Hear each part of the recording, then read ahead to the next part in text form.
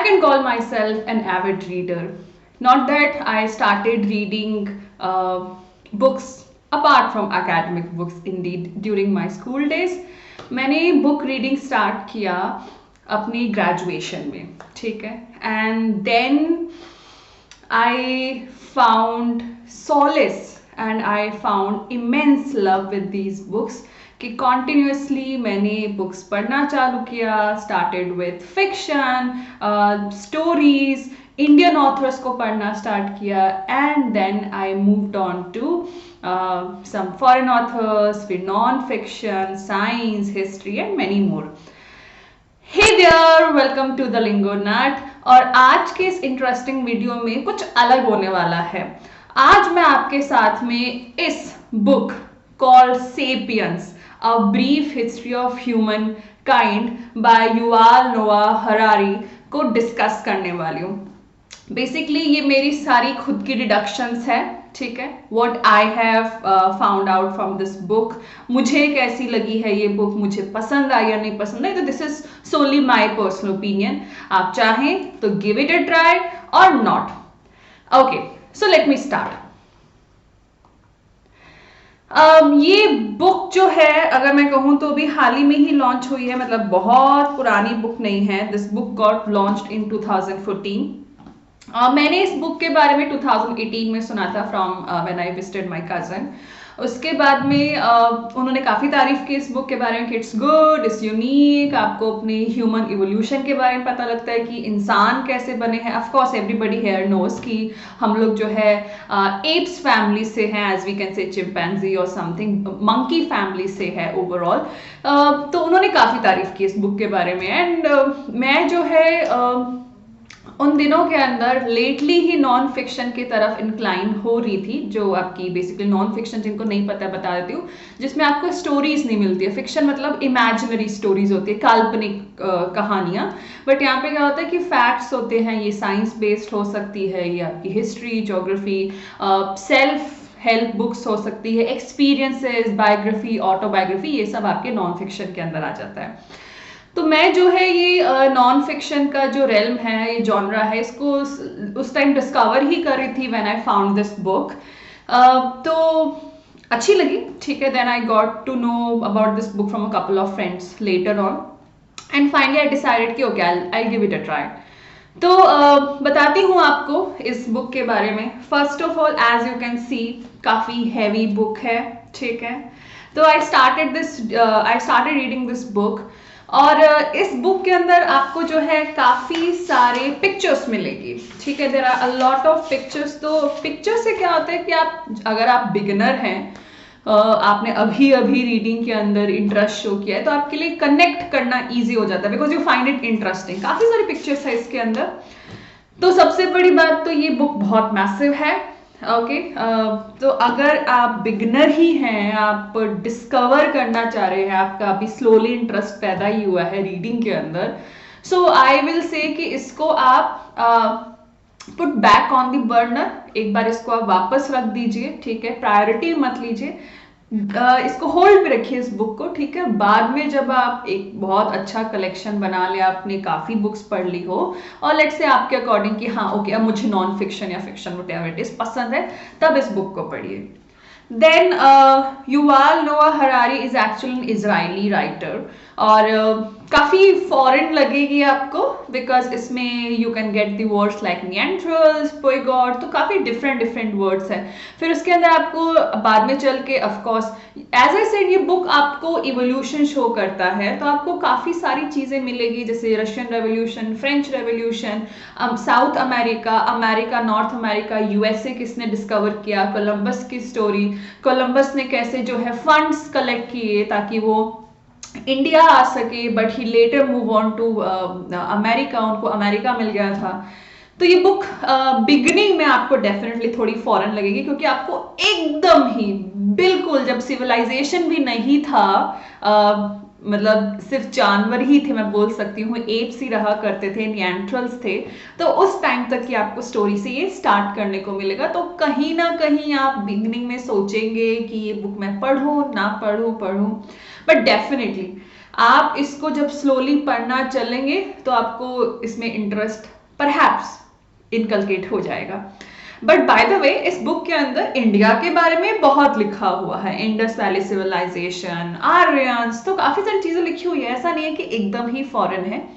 उसके बाद में अगर आपको कहूँ तो बिगनिंग के अंदर this book has got really different difficult words.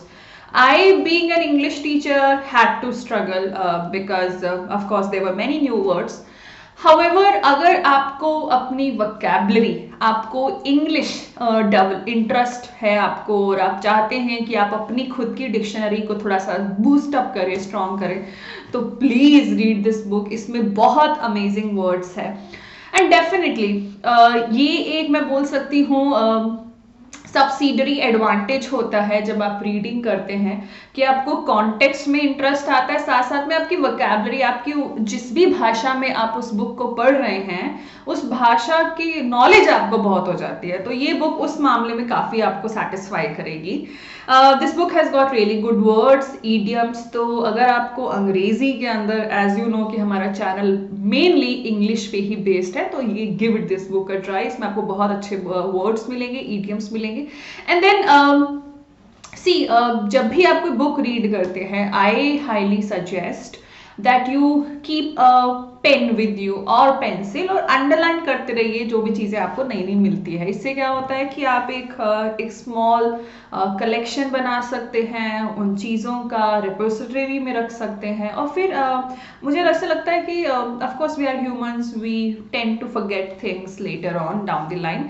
तो आपको पता होना चाहिए कि आपने इस बुक से सीखा क्या है, तो ये बहुत इंपॉर्टेंट होता है. जैसे मैंने कहा कि ये बुक थोड़ी सी फॉरेन है, परहैप्स बीच में काफ़ी ज़्यादा फॉरेन फील करती है, फील करवाती है आपको, तो आप बीच बीच में कहीं पे लॉस्ट फील करेंगे, कहीं पे, क्योंकि ये नॉन फिक्शन है. देखिए, फिक्शन में क्या होता है कि हर एक चैप्टर्स एक दूसरे से रिलेटेड होते हैं, ठीक है.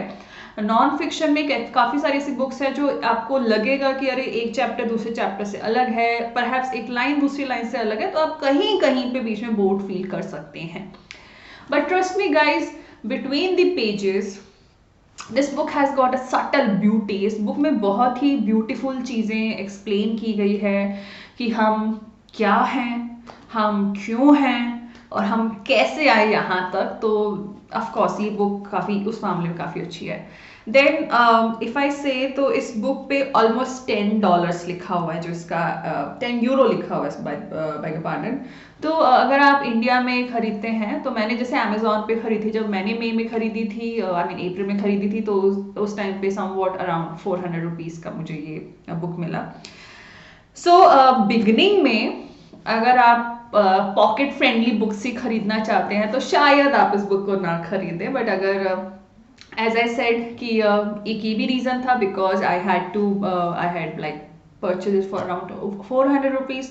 सो आई वॉज लाइक नहीं, मुझे तो ये कंप्लीट करनी है क्योंकि पैसा बहुत लगा है. तो रेगुलर रीडर लाइक मी, उसके लिए थोड़ा सा ऐसे हो सकता है कि ये बुक जो है आपको पढ़नी पड़ जाएगी, बिकॉज यू नो कि it is going to burn hole in your pocket for an Indian of course.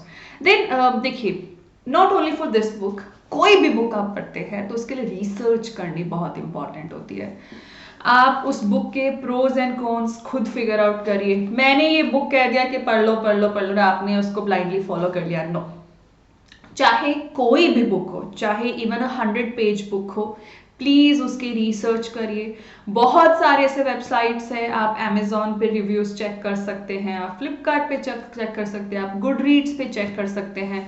जिन लोगों ने पढ़ी है उनसे पूछिए कि why you like this book, थोड़ा सा और डिटेल में एक्सप्लेन करिए, तो उससे आपको एक क्लैरिटी मिल जाती है कि आपको वो बुक पढ़नी चाहिए नहीं पढ़नी चाहिए, ठीक है. Then of course I feel, जैसे कि कहते हैं ना कि it's not in the dish, it's actually in the chef who can bring a twist to the dish and who can innovate the dish.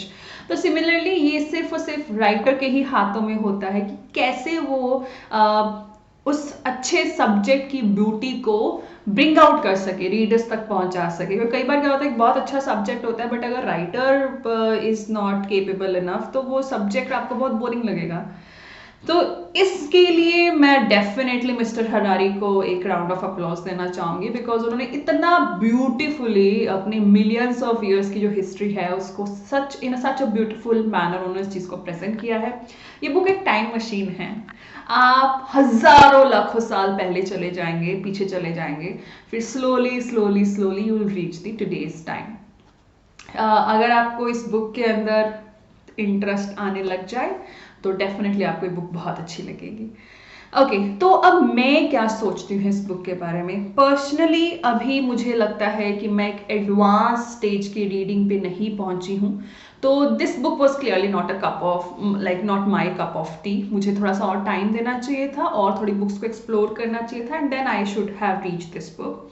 However जैसे ये बुक आप देख सकते हैं Sunday Times top 10 best sellers के अंदर है, और ये काफ़ी सारे लोगों ने मुझे पर्सनली रिकमेंड की, but it didn't match my expectations. मतलब मैं एज आई सेड मैं बहुत बार बीच बीच में बहुत बार डिस्कनेक्टेड फील कर रही थी। That's why it almost took me 5 months to complete this book. Where is मतलब मैं जनरली एक बुक को 1-1.5 महीना में कंप्लीट कर लेती हूँ।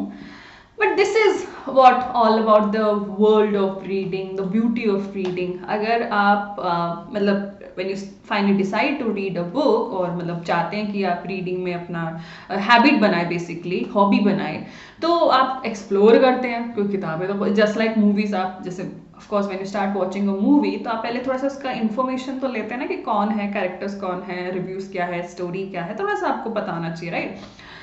देन इसमें भी ऐसे होता है, कोई बुक आप पढ़ते हैं तो आपको पहले एक्सप्लोर करना पड़ता है, आपको थोड़ा सा टाइम देना चाहिए। Of course it requires money as well and of efforts, of course indeed efforts. और फिर भी हो सकता है कि आप इसको किसी बुक को आप पसंद करें या ना करें, ठीक है, आपको टाइम देना चाहिए। जैसे अगर मैं भी अपनी बात करूं तो बहुत बार ऐसा मेरे साथ में हुआ है कि कोई बुक के बारे में मैंने बहुत सुना है, बहुत पढ़ा है, बहुत देखा है, बट परहैप्स शायद 100 पेजेस तक भी वो बुक मुझे इंटरेस्ट ना डेवलप करवा पा रही हो। बट देन वो एक टर्निंग पॉइंट आता है, एक ट्विस्ट आता है, when you finally feel absorbed in that book, आपको बहुत अच्छी लगती है वो किताब, and then at the last you feel like ये बुक फिनिश क्यों है। तो मेरे केस में तो almost every book, even this book, last में जाते जाते वाज लाइक ओह फाइनली ये बुक फिनिश हो रही है, बट व्हाई तो आपको ये डेफिनेटली फील हो सकता है। सो इन माई सेइंग आप इस बुक को प्लीज ट्राई करिए, ठीक है, थोड़ा सा पढ़िए, ठीक है, but give it a time. मतलब ये थोड़ा सा टाइम मांगेगी, और थोड़ा सा और अपने आप को कहीं और जगहों पे एक्सप्लोर करिए। अगर आप mediocre, medium to advanced stage reader है तब आप इस बुक को डेफिनेटली पढ़ सकते हैं, but if you are beginner तो आप मेरे इस चैनल पे कुछ और मैंने शॉर्ट्स प्रिपेयर किए हुए हैं, आप उनमें देखिए कि आप क्या बुक्स पढ़ सकते हैं। They are just fab, completely fab. आप अपना रिसर्च करिए हमेशा, चाहे वो कोई भी बुक हो, and you can fall in love with this book. All I want to say at the end कि रीड अ बुक, चाहे कोई भी बुक हो, any book, please read a book, it's very very important, and you may perhaps find your solace in these books. As they say, books are your perfect sleeping partner because they don't snore and they are your best companions. So okay, I hope कि आपको ये मेरा book review पसंद आए। If you really like it, please do like it, subscribe करिए मेरे channel को, comment करिए ताकि I get to know personally कि अच्छा आपको मेरी वीडियो कैसी लगी। एंड यस प्लीज अपने फ्रेंड्स, फैमिली, जिनको भी रीडिंग के अंदर इंटरेस्ट है या फिर जो आप चाहते हैं कि वो रीडिंग में इंटरेस्ट डेवलप करे, तो उनके साथ में मेरा चैनल, ये वीडियो शेयर करना बिल्कुल ना भूलिए। By the way you know कि this channel is mainly based on English learning, तो अगर आपको इंटरेस्ट है, आपके दोस्तों को इंटरेस्ट है, तो प्लीज इस वीडियो को, इस चैनल को जरूर खूब सारा लव एंड अफेक्शन दें। मिलते हैं हमारे नए इंटरेस्टिंग सेशन में later on. Till then bye bye, stay tuned, bye, ciao चाओ।